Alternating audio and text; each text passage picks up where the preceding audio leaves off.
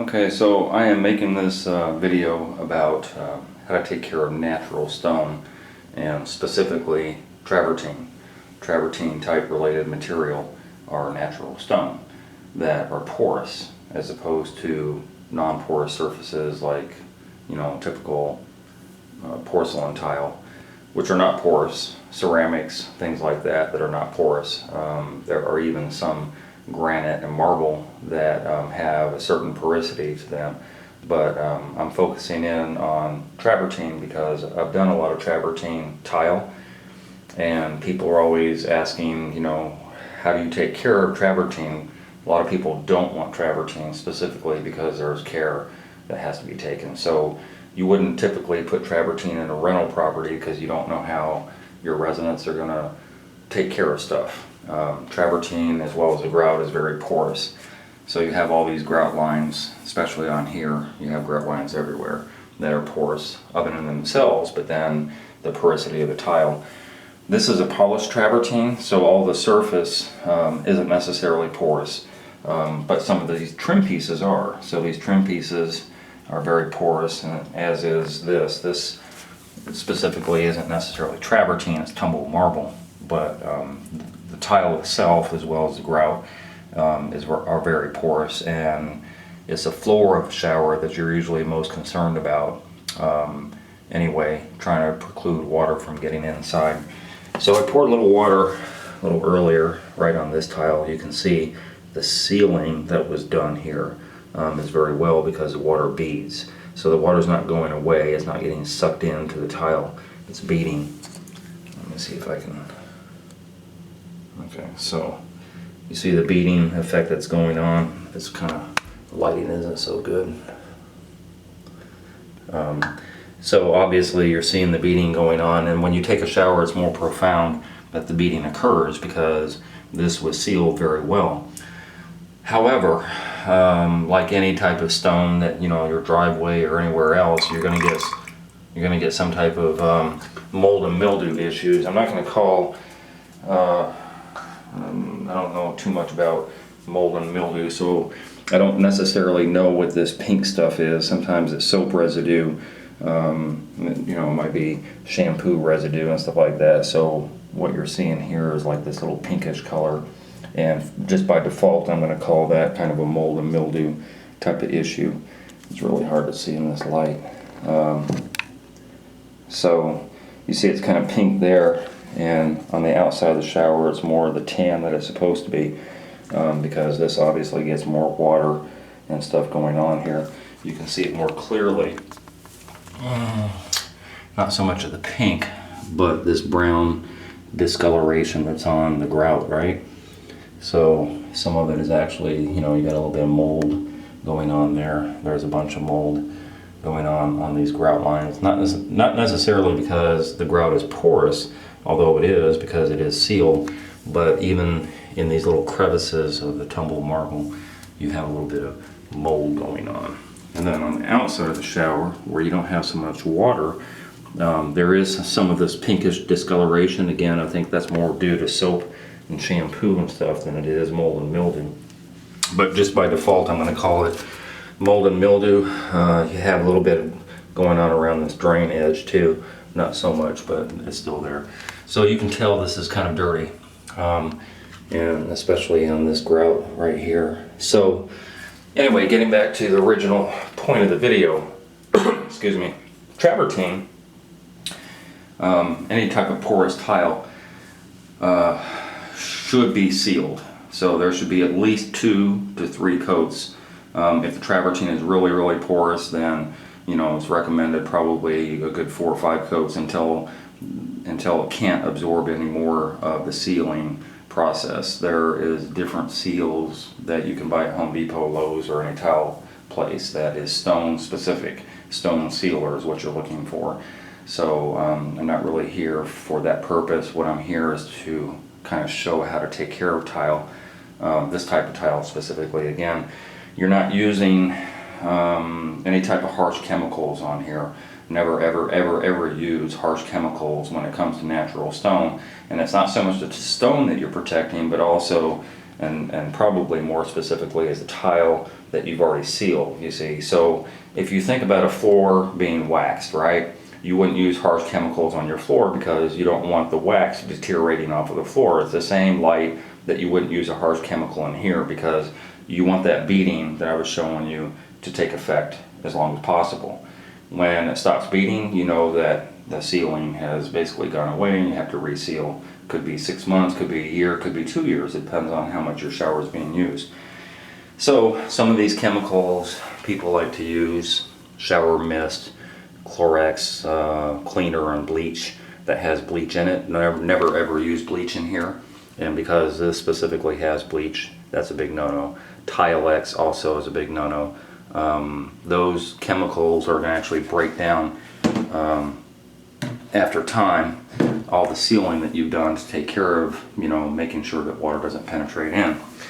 So Home Depot sells a product that is friendly to natural stone. So it is Grout and Tile Cleaner, non-acidic, safe for everyday cleaning.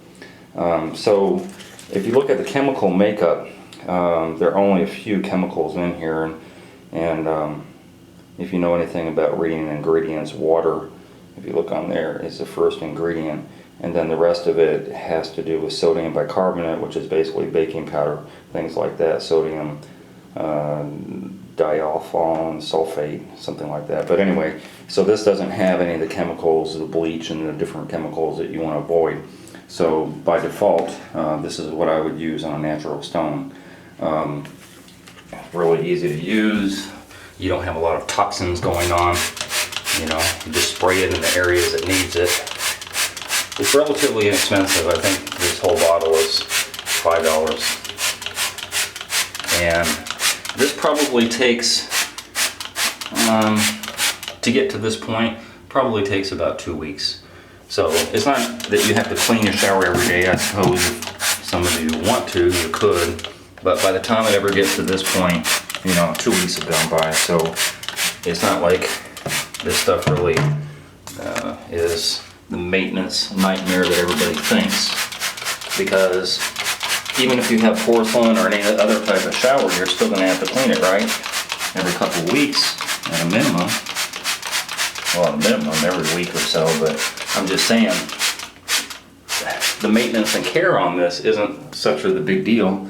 So see this pink grout here, and it's not supposed to be pink. I think that's just soap and stuff, residue.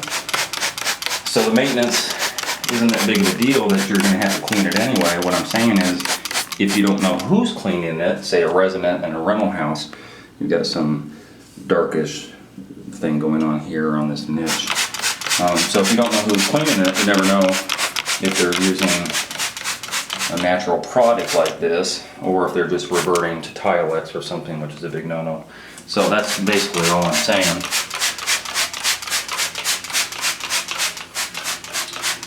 This product here doesn't really require any soaking time necessarily, but it doesn't hurt. So you can see how easy this is to clean.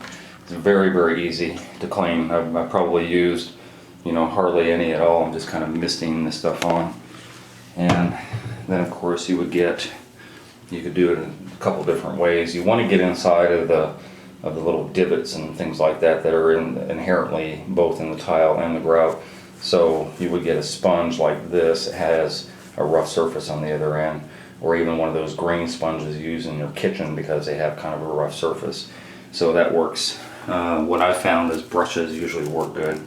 This is a good solid brush to use on those grout lines and in the corners and stuff, as is this brush.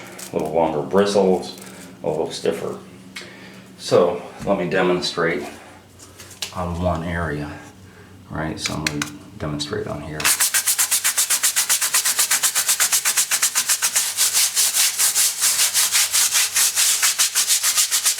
And that's all it takes. I don't have any water. Get a little bit of water. You saw how fast that actually got removed with no soaking whatsoever. As I said, not that it's not going to hurt anything for it to soak, but the same area See that? Basically, that's a whole lot cleaner than the surrounding area, or even back here where this mold is growing.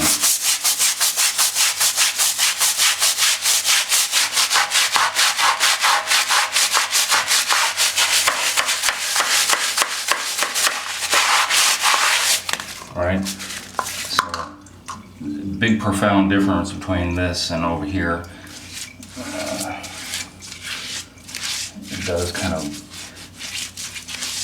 have a lot of bubbles and stuff in it, but you can see most of the surface mold has already gone away. There's a little bit of staining of the mold right here, and if I let this sit on here long enough, you will see most of that go away too. In fact, that's what I'm going to do. Reapply some of this stuff on here, full strength.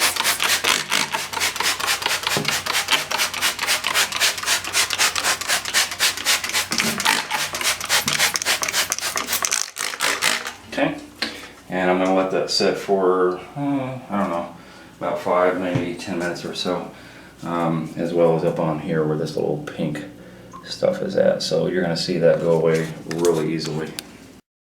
Okay, about 10 minutes have gone by. So this pink stuff is almost gone. I mean, literally, I'm barely putting pressure on the brush and it just disappears up there. Down here, and you can see clearly where this mold has grown. Oh, that's part of the tile.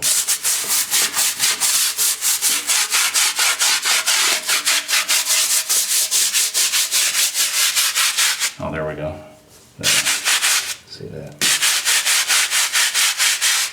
My camera's not so good at getting close-ups. So up on this edge, okay, so you see that dark.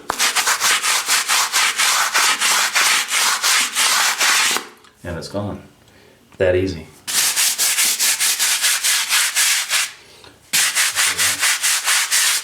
See this mold. And that's gone, right there on the side there. Gone. I didn't spray this, but that's the discolor too. Gone. Really easy. Okay, so I've finished cleaning all this up. I rinsed it down, and now you can see the beading, since there's a lot more water in here. That's what I was talking about, the beading on the tile, where the water doesn't really want to penetrate into the tile. I know it's kind of hard to see. But look right here. See how that water just kind of sets up on the tile? That's what I mean by beading. So that's how you know that you have, good seal going on, or a sealer on your tile anyway going on. The beading effect you'll see everywhere on this tile, and that lets you know. And that's why you don't want to use the harsh chemicals. As you saw, this pink stuff is all gone. So we're back to the original color of the grout. Back up in here on the niche, pink stuff is gone. Now I'm not saying you're gonna not have to use elbow grease. It's not one of these things where you can just spray on and then 30 minutes later take a shower, not do any work on it. But what I'm saying is simply this is not the nightmare that people think it is to keep up on all the mold and mildew that builds up on this type of tile. But it's very important not to use chemicals. I can't emphasize that enough. Chemicals are not good. So it's a clean shower, and that'll last roughly another 2 weeks or so. It depends on your humidity level, and of course how much the shower gets used. But do you wipe off all the other stuff? Well, I suppose you could, especially with this shower. The water just comes down and it might hit this area. It never really hits up in these areas. It's too tall. So I suppose you could wipe it down, but again, that's a cleaning thing. I'm a tile setter, not really a tile cleaner per se. But I just wanted people to know, because I get that asked a lot when I finish a job. Well, what's the care and maintenance of travertine? And so I always have a speech to give, but I'm giving it now for anybody that wants to know on the proper care of this stuff, and that's what you do.